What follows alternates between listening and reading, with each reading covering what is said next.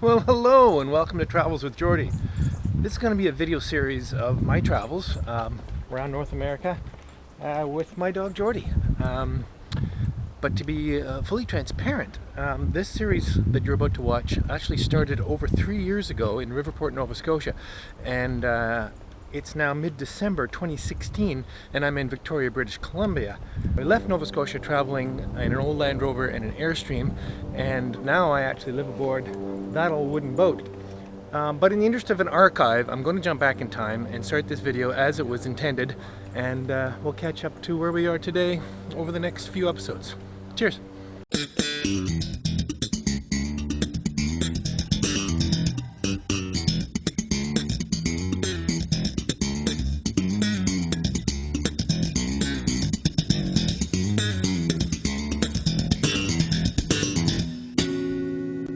Well, this is it, saying goodbye to Riverport. We're leaving off this morning. Geordie and I are hitting the road. Kind of a panic setting out, I'll tell you. I got way too much weight in the truck, as you can see by the low in the back. Airbags aren't really full, but I don't have any spares with me yet, so I don't want to push those pumps, those airbags too high.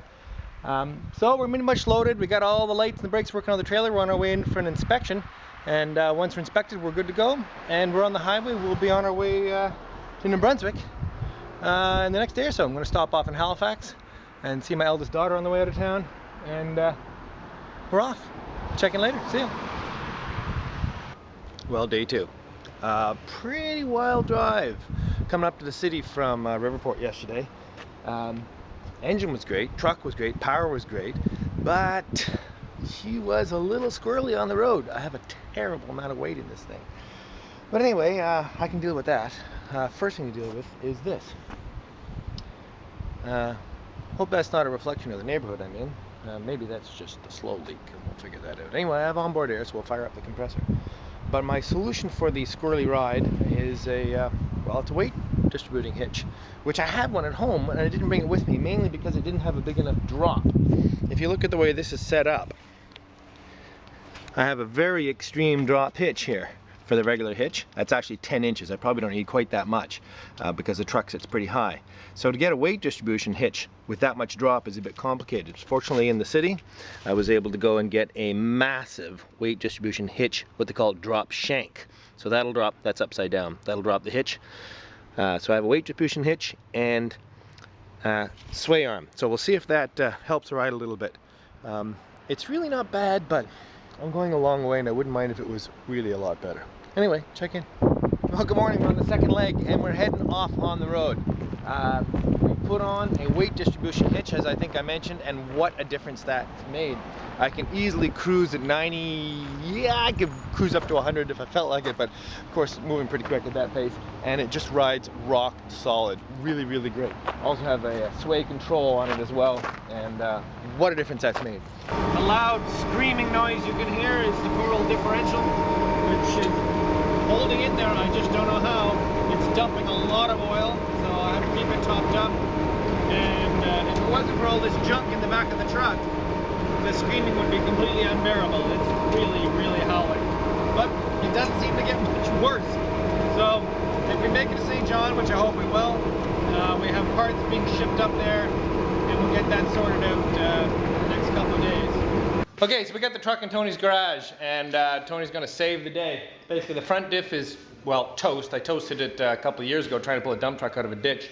The transfer case is a little sloppy, but the rear problem is the rear diff, which was absolutely howling, which was a Salisbury that years ago I had a new ring and pinion, new bearings, and an ARB air locker put in it, and it looks like they didn't do it right. Reputable Nova Scotia Jeep shop. So Tony, what did they screw up? We just took the bearing off, took the ARB unit apart, and they did not put shims behind the bearing.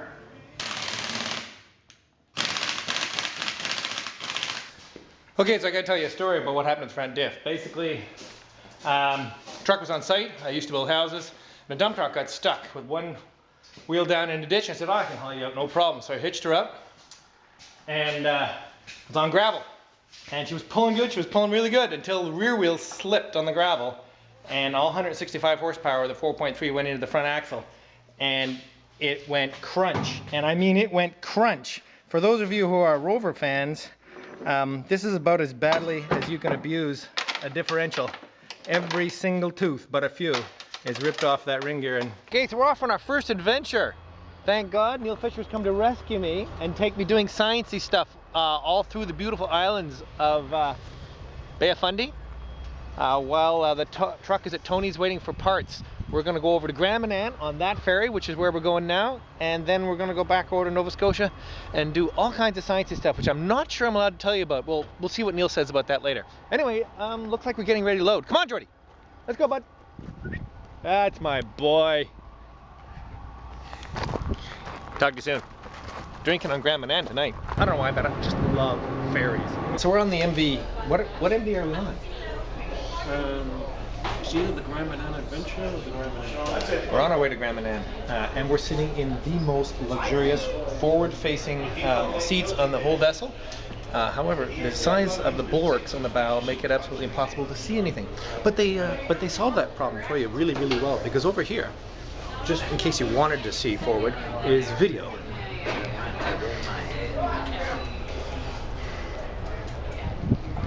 Of what you would see if you could actually see out the front of the vessel. But anyway, I'm having a really good time. We've had some onion rings and some fries, and Neil, because he's a scientist, is eating an apple. Very responsible.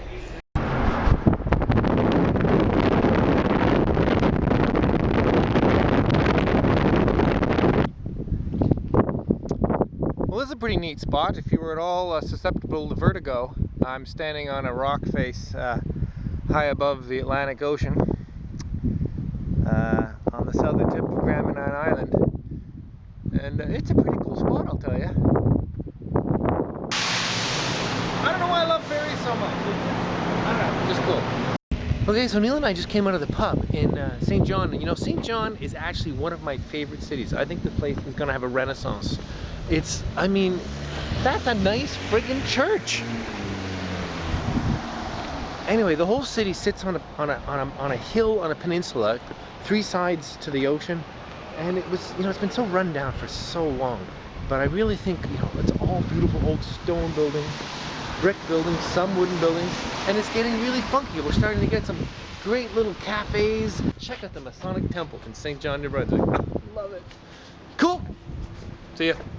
We're making an early night of it tonight. Okay, so we're in Cape St. Mary's, Nova Scotia, which is way down at the south coast between Matagan and Yarmouth, and there's the lighthouse. That's Atlantic Ocean beyond, but well, it's a bit foggy today. So what we're here to do today is solve the problem with this antenna, which is not transmitting what it's supposed to transmit. And there's a receive antenna down there. I'm not sure I should be talking about what it's transmitting and what it's receiving, but Neil can tell you about that later. We'll let you know how it goes. That's what a foghorn sounds like today. Cheers. Okay, well, the good news is Dr. Fisher has determined the problem almost instantly using his, well, all his science stuff he's got. And so when Neil turned up with his gear, he connected up his computer and figured it out in a matter of minutes, which means we're off to the pub that much sooner. Dr. Fisher, if you have a moment, what can you tell us about how this all went? It went really well. Apparently we've completed all the work we need to complete. I didn't get to go on a roof. I didn't get to put up an antenna. Basically, I've been opening and closing cases. Anyway, all's well. Cape St. Mary's Lighthouse. Foghorn stopped, thank goodness. Well, I've climbed out on a rather precarious little piece of rock, but it does give a pretty dramatic view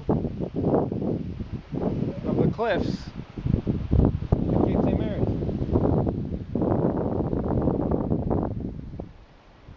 And because it's all shale, I suppose it could give at any moment. Let's see if I can work my way back up here without falling. See ya.